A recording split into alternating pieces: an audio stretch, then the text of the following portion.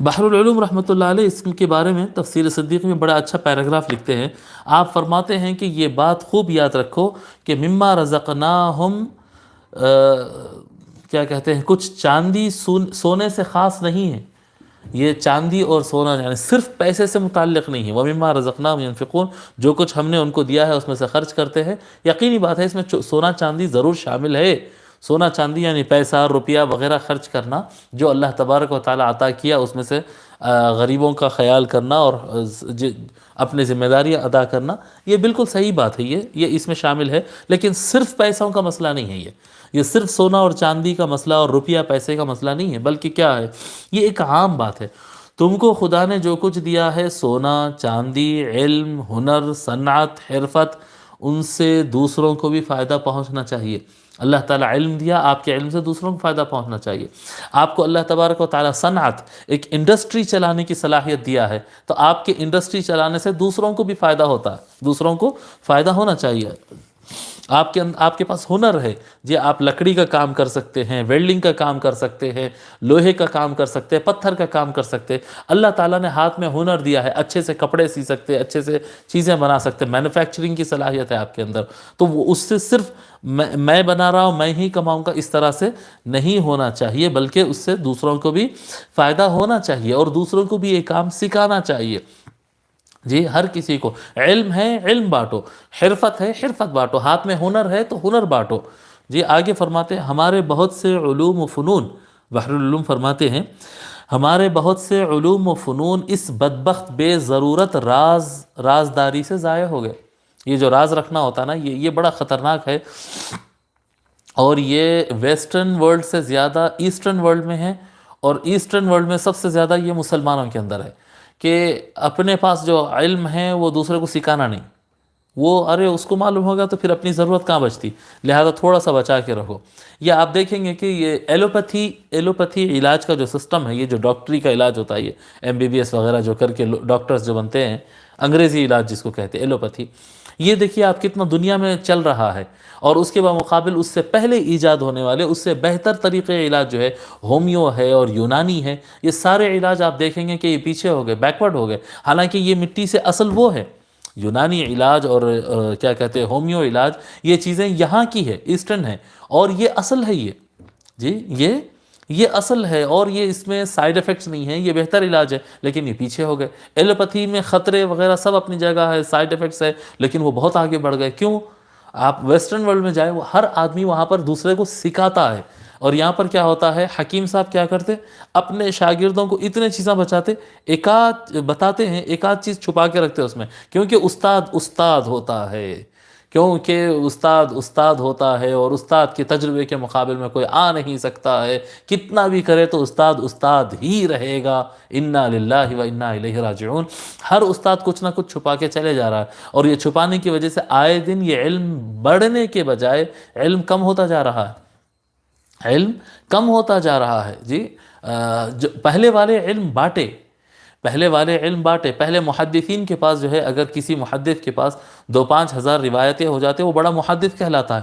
لیکن وہ لوگ جمع کیے اور آگے بڑھاتے گئے، جمع کیے آگے بڑھاتے چلے گئے. آج ہر آدمی سارے احادیث شریفہ تک پہنچ سکتا ہے، آج ہر آدمی سارے قرآن تک پہنچ سکتا ہے. آج کیسا پہنچ سک رہا صاحب؟ وہ لوگ پڑھائے، وہ لوگ حاصل کیے، محنت سے جو حاصل کیے. وہ یہ نہیں بول دیے کہ میرے کو 10,000 حدیث یاد ہے، میں اس میں سے 9,000 بچوں کو سکھاؤں گا، اور 1,000 تو میری اسپیشلٹی رہنا چاہیے کہ وہ لوگ میرے محتاج رہنا چاہیے. انا للہ و انا الیہ راجعون. ایسا نہیں کیے.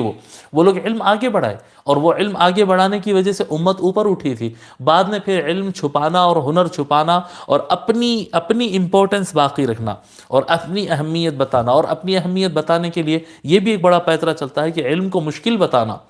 قرآن ترجمہ کرنا بہت مشکل کام ہے. ارے بھائی وہ سمجھنا، تفسیر پڑھنا بہت مشکل کام ہے. میتھمیٹکس بہت مشکل کام ہے. ارے تم کو کیا سمجھ رہا صاحب، سال لگ جاتے ہیں اس میں. انا للہ و انا الیہ راجعون. پڑھنے والوں کو ڈراتے ہیں، اور علم بہت بھاری ہے بتاتے ہیں. کیونکہ وہ بھاری علم میرے پاس ہے تو میں کتنا عظیم آدمی ہوں گا، میری کتنی زیادہ ضرورت ہے تم کو. اپنی شان بنانے کے لیے، اپنا ہاتھ اوپر رکھنے کے لیے علم کو مشکل بتاتے ہیں، اور اس میں سے کچھ حصے چھپاتے ہیں، جس کی وجہ سے علم کم ہوتا چلا گیا. اسی کے بمقابل جو ہے ویسٹرن ورلڈ جو پوری دنیا پہ چھا گیا ہے، اس کی وجہ یہ ہے کہ وہ لوگ علم بانٹے مسلسل. جو کام پہلے مسلمانوں نے کیا، بعد میں وہ کام انگریزوں نے کیا. جب مسلمان کیے تھے تب وہ مسلمان اوپر آئے تھے، پھر جب انگریز کرنے لگے تو اب انگریز اوپر آ گئے. اگر تم کو دوبارہ عزت والے بننا ہے، اگر تم کو دوبارہ کیا کہتے ہیں اپنی ملت کو لے کر اٹھنا ہے، تو جس کو جو آتا ہے اس سے دوسرے کو فائدہ پہنچائے، جس کو جو آتا ہے وہ سکھائے. اور یہ یاد رکھے کہ زندگی میں کبھی کسی بچے کو، کسی پڑھنے والے کو یہ نہیں کہنا کہ یہ علم مشکل ہے، یہ فلاں چیز مشکل ہے. مشکل کوئی چیز نہیں ہے. یہ جی اللہ تبارک و تعالیٰ فرما رہا ہے کہ زمین و آسمان میں جو کچھ ہے ہم نے انسان کے لیے مسخر کر دیا، انسان اس پر کنٹرول کر سکتا ہے. اللہ تعالیٰ زمین نہیں، آسمان کی چیزوں سے بھی متعلق فرما رہا ہے کہ تم اس کو کنٹرول کر سکتے ہو. اور ہم بیٹھ کے زمین پہ یہاں پر بول رہے ہیں کہ یہ سبق مشکل ہے، وہ سبق مشکل ہے. انا للہ و انا الیہ راجعون. یہ اللہ تعالیٰ کے منشے کے خلاف ہے. یہ کتنا مشکل کام تھا، یہ کتنا بڑا علم تھا نبی اکرم صلی اللہ علیہ وسلم کا. حضور صلی اللہ علیہ وسلم فرمائے کبھی صحابہ سے کہ یہ نہیں، یہ علم بہت مشکل ہے، تم اس کو نہیں سہ پاؤ گے، تم نہیں سیکھ پاؤ گے، تم میں سے نہیں. حضور صلی اللہ علیہ وسلم فرمائے بشروا ولا کیا کہتے ہیں ولا تنفروا یسروا ولا تعسروا.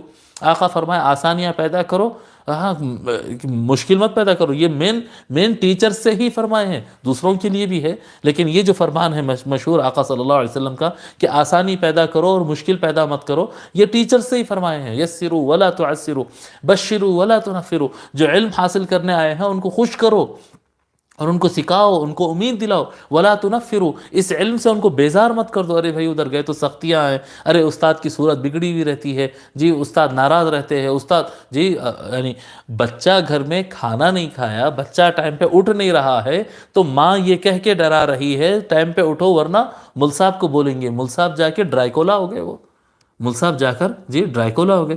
ماسٹر جی خطرناک اور مل صاحب سب سے زیادہ خطرناک. حضرت جو پڑھانے آتے ہیں نا وہ حضرت نہیں آ رہے ہیں، بلکہ یوں سمجھو کہ ایک دہشت گرد، ایک ٹیررسٹ آ رہا ہے کہ بچہ اس سے کانپ رہا ہے. انا للہ و انا الیہ راجعون. علم سے محبت ہونا چاہیے، علم سے. یہ حضرت فرماتے ہیں کہ ہمارے بہت سے علوم و فنون اس بدبخت بے ضرورت رازداری کی وجہ سے ضائع ہو گئے. وہ بد نصیب اپنے کمالات خود اپنی قبر میں لے گئے، جہاں ان کمالات سے نہ خود ان کو فائدہ ہوگا نہ کسی اور کو. اب کیا کرتے، لے کے چلے گئے قبر کے اندر. نہیں، ایسا نہیں کرنا چاہیے. جو چیز آپ کو آتی ہے وہ اور زیادہ لوگ کو سکھانا ہے. علم بانٹنے سے بڑھتا ہے، علم بانٹنے سے بڑھتا ہے. تو وَمِمَّا رَزَقْنَاهُمْ يُنْفِقُونَ میں سارے چیزیں آتی ہے. اللہ تبارک و تعالیٰ نے رزق دیا ہے، پیسہ دیا ہے، پیسہ بانٹو. علم دیا ہے، علم بانٹو. ہنر دیا ہے، مہارت دیا ہے، ہنر بانٹو. جو اللہ تبارک و تعالیٰ آپ کو عطا کیا ہے وہ بندوں کے درمیان بانٹنا چاہیے. تو ترجمہ بحر العلوم کا اس طرح سے ہوتا ہے یہ آیت کے لیے: جو لوگ ایمان لاتے ہیں غیب پر اور اچھی طرح پابندی سے نماز پڑھتے ہیں، اچھی طرح پابندی سے نماز پڑھتے ہیں، جی اقامت الصلاۃ، اور جو کچھ ہم نے ان کو دیا ہے اس میں سے بھی خرچ کرتے ہیں، اس میں سے بھی خرچ کرتے ہیں. اور شیخ الاسلام نے اس کا ترجمہ کیا ہے: جو غیب پر ایمان لاتے ہیں اور نماز کو تمام حقوق کے ساتھ. کیا بہترین ترجمہ ہے، دیکھیے آپ جی کیا فرماتے ہیں: جو غیب پر ایمان لاتے ہیں اور نماز کو تمام حقوق کے ساتھ قائم کرتے ہیں، اور جو کچھ ہم نے انہیں عطا کیا ہے اس میں سے ہماری راہ میں خرچ کرتے ہیں. وَمِمَّا رَزَقْنَاهُمْ يُنْفِقُونَ.